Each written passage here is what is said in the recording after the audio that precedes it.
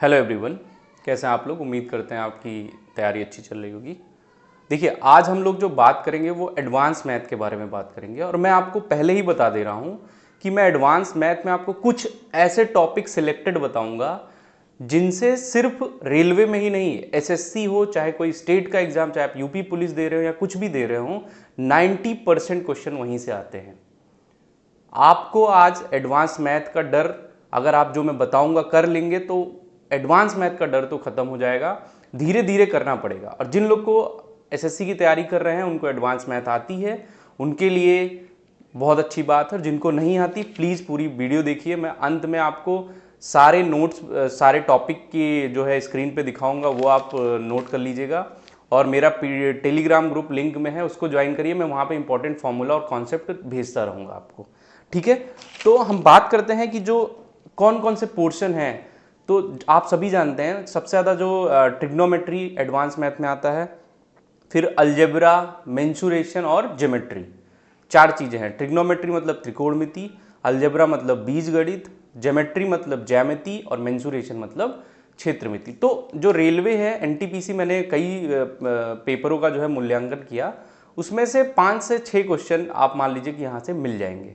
अब इसके लिए आपको कितनी देर पढ़ना है, मैं जो बताऊंगा मात्र 3 से 4 घंटे में आप उसको पढ़ सकते हैं और आपका वहां से 90% मार्क आएगा। आप एक बार करके देखिएगा, नहीं आएगा तो आप कमेंट करिएगा, ठीक है। तो बात करें अगर हम ट्रिग्नोमेट्री की, तो ट्रिग्नोमेट्री में क्या पढ़ना है, रेलवे हो या एसएससी, कोई भी, 90% के लिए मैं बता रहा हूं। तो देखो, जो ट्रिग्नोमेट्री होती है, बेसिक हमको 10 तक जाना है, 9-10 में।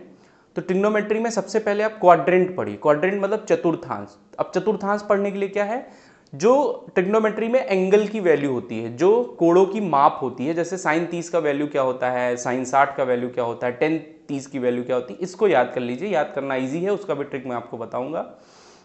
उसके बाद किस क्वाड्रेंट में, जैसे साइन 180 प्लस थीटा क्या होगा, कॉस 180 प्लस थीटा क्या होगा, ये चीज आपको देखना बहुत जरूरी है। क्योंकि मैंने देखा रेलवे में ऐसे क्वेश्चन पूछ रहा है, sine 180 minus theta plus sine 90 plus theta is equal to what, ऐसे पूछ रहा है। तो मतलब आपको चेंज करके वो दे रहा है, ठीक है। तो पहला आपको क्वाड्रेंट और एंगल देखना है।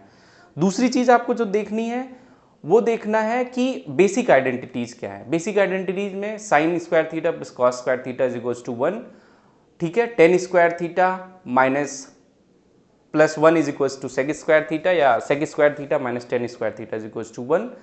तो ये सब चीजें आपको पढ़नी है, ठीक है। 3 बेसिक आइडेंटिटीज है, वो आपको पढ़नी है। उसके बाद क्या पढ़ना है आपको, मैं 3 फॉर्मूले और बता रहा हूं। जैसे एक साइन 2a का formula, 2 sign A cos A, और कॉस 2a और टेन 2a का, ये आप पढ़ लो। तो कितने टॉपिक हमने बताया आपको, एक क्वाड्रेंट, और दूसरा बेसिक आइडेंटिटीज, जो सामान्य सर्वसमीकाएं होती त्रिकोणमिति की, और तीसरा पढ़ना है साइन 2a कॉस 2a और टेन 2a का फॉर्मूला। और चौथी चीज height and distance. Height and distance हमेशा एक क्वेश्चन आता है।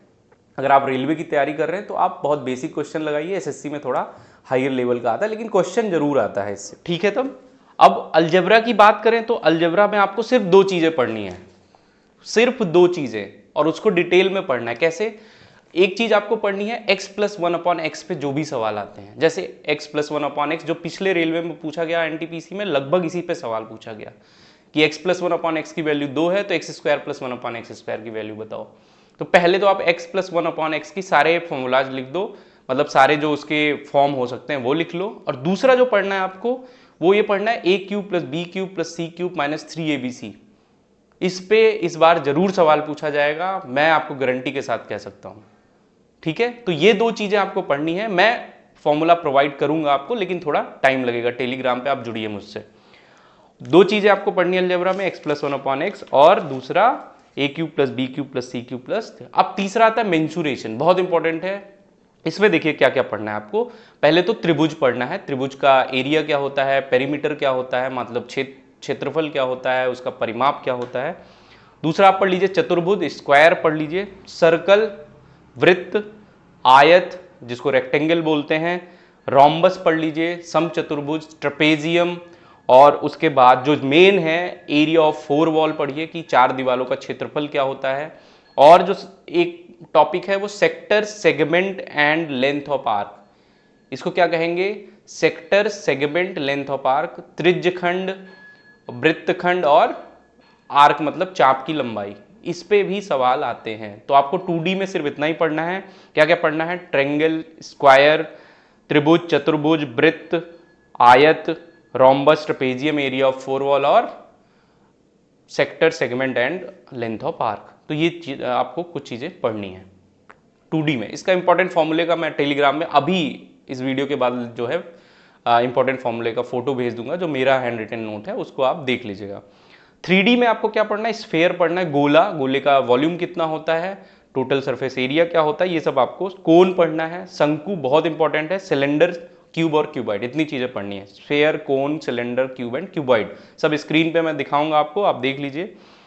ज्योमेट्री तो ये हो गया, ठीक है। अब 3 मैंने बता दिया, ट्रिग्नोमेट्री, त्रिकोणमिति, अलजेब्रा, बीजगणित और मेंसुरेशन के आपको इससे ज्यादा नहीं पढ़ना है। अगर आप जो पढ़े हैं पहले से उसको रिवीजन करिए, लेकिन इन चीजों पे ज्यादा फोकस करिए, ठीक है। अब हम बात करते हैं ज्योमेट्री की। तो ज्योमेट्री में देखो, सबसे पहले तो कोण क्या, कोण जैसे मान लीजिए 2 पैरेलल लाइन है, 2 समांतर लाइन, उनको एक तिर्यक रेखा विभाजित करी, तो उससे जो बनने वाले कोण हैं वो पढ़ लीजिए। फिर एक सीधी रेखा पर बने कोण का योग 180 होता है। 2 एडजेसेंट एंगल की वैल्यू क्या होती है अगर एक सीधी रेखा पे है, तो ये सब पढ़ना है आपको। और जो पढ़ना है इंपॉर्टेंट, बहुभुज, बहुभुज बहुत इंपॉर्टेंट है, इससे सवाल जरूर देखने को मिलेंगे। और आपके पास टाइम बचता है तो आप पढ़ लो सर्कल। वृत्त में जो वृत्त की जो थ्योरम्स हैं, जो भी थ्योरम हम लोगों ने पढ़ी थी 9th-10th में, वो पढ़ लो, कि जैसे अर्धवृत्त में बना कोण समकोण होता है, इन सब पे सवाल आ जाते हैं। तो मेरे भाइयों, बस आप एडवांस मैथ में अगर कुछ भी नहीं पढ़े, आप चाहे आर्ट के विद्यार्थी हो, साइंस के हो, कुछ भी नहीं पढ़े, तो ये पहले पढ़िए। और अगर जो पहले से पढ़े हैं उसको रिवीजन करिए। अब मैं बताता हूं कि इसके सवाल को कैसे करना। तो आप जो पहली तो इसमें सारे फॉर्मूले आपको याद होने चाहिए, त्रिकोणमिति में सारे कोणों के मान याद होने चाहिए। उसके बाद धीरे धीरे क्वेश्चन करिए, एक बैग नहीं आएगा। कोई चीज आपको नहीं आ रहा है तो तुरंत नहीं आ जाएगा। साइकिल चलाना हम लोग बचपन में सीखते थे तो पहले कैंची चलाते थे, फिर धीरे धीरे गद्दी चलाते थे हम लोग, ठीक है। तो धीरे धीरे प्रोसेस को फॉलो करिए। रोज जो भी प्रीवियस सवाल करिए, प्रीवियस चैप्टर करिए, उसके 5-5 सवाल करते रहिए रोज। 5 सवाल, 10 सवाल मॉक देंगे तो आपका वैसे ही रिवीजन होता रहेगा, लेकिन 5 सवाल 10 सवाल करते रहिए। और ये जो टॉपिक मैंने बताया बहुत इंपॉर्टेंट, एक बार आप इसके नोट्स बना के और क्वेश्चन करके देखिए, फिर एग्जाम में सारे क्वेश्चन, सारे तो नहीं कह सकता, लेकिन 80 to 90% क्वेश्चन यहीं से मिलेंगे। अच्छे से पढ़िए, अपने आप को बहाने देना बंद करिए, खुद से लॉयल बनिए और खूब मेहनत करिए। और बिल्कुल हतोत्साहित मत होइए। एग्जाम डेट को मैंने बोला है कि आप 15 जून मान लीजिए, लेकिन अभी भी वो भी श्योर नहीं है, तो आप एक डेडलाइन मान के उस पर तैयारी करिए। कितना कट ऑफ जाएगी इन सब बातों को छोड़ दीजिए और खूब मेहनत करिए। All the best.